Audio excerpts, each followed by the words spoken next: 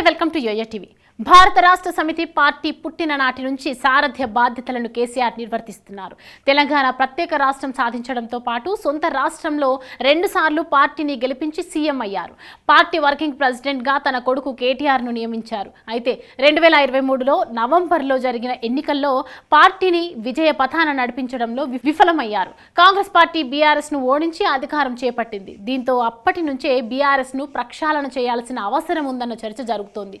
ఇక అసెంబ్లీ ఎన్నికల్లో ఓడినా 39 సీట్లు సాధించామన్న ధీమాతో కనిపించిన గులాబీ బాస్ కేసీఆర్ లోక్సభ ఎన్నికల్లో గెలిచి ఉనికి కాపాడుకోవాలనుకున్నారు. ఈ క్రమంలో లోక్సభ ఎన్నికల ప్రచార బాధ్యతలను స్వయంగా తన భుజాలపై వేసుకున్నారు. బస్సు యాత్ర ద్వారా దాదాపు 14 నియోజకవర్గాల్లో ప్రచారం చేశారు. సభలు, రోడ్ షోలతో హోరెత్తించారు. దీంతో అసెంబ్లీ ఎన్నికల్లో ఓటమితో నైరాశ్యంలో ఉన్న క్యాడర్లో ఉత్సాహం తెచ్చారు. తన పాత స్టైల్లో మాటలతో మిస్మరైజ్ చేసే ప్రయత్నం చేశారు. బీఆర్ఎస్ అధ్యక్షుడు 10 ఏళ్ల తెలంగాణకు ముఖ్యమంత్రిగా పనిచేసిన కేసీఆర్ స్వయంగా ప్రచారం చేసిన లోక్సభ ఎన్నికల్లో ప్రజలు ఆ పార్టీని లెక్కలోకి తీసుకోలేదు. ఈ ఎన్నికలు 2 జాతీయ పార్టీలు కాంగ్రెస్, బీజేపీ మధ్యనే జరిగాయి. దీంతో ఆ 2 పార్టీలు చెరో 8 లోక్సభ స్థానాలు గెలిచాయి.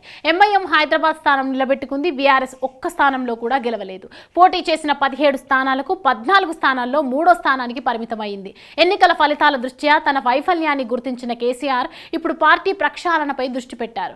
అధ్యక్ష పదవి నుంచి తాను తప్పుకోవాలని భావిస్తున్నారు.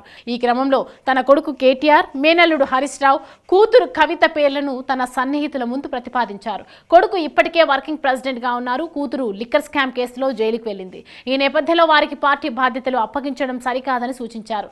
దీంతో సిద్దిపేట ఎమ్మెల్యే, మాజీ మంత్రి హరీష్ రావుకు పార్టీ పగ్గాలు అప్పగించే అవకాశం ఉన్నట్లు తెలుస్తోంది. ఇక పార్టీ అధ్యక్షుడిని మార్చిన తర్వాత పార్టీ వ్యవస్థాపకుడిని అయిన తాను గౌరవాధ్యక్షుడిగా కొనసాగాలని భావిస్తున్నట్లు తెలుస్తోంది. అధ్యక్షుడితో పాటు పార్టీ వర్కింగ్ ప్రెసిడెంట్ బాధ్యతల నుంచి తన కొడుకును కూడా తప్పించాలని నిర్ణయించినట్లు సమాచారం. ఆ పదవిని ఇటీవలే బీఆర్ఎస్ లో చేరిన ఆర్ఎస్ ప్రవీణ్ కుమార్ కు అప్పగించే అవకాశం ఉన్నట్లు తెలుస్తోంది. మరి ఇది ఎంతవరకు నిజమనేది తెలియాలంటే కొద్ది రోజులు వెయిట్ చేయాల్సిందే.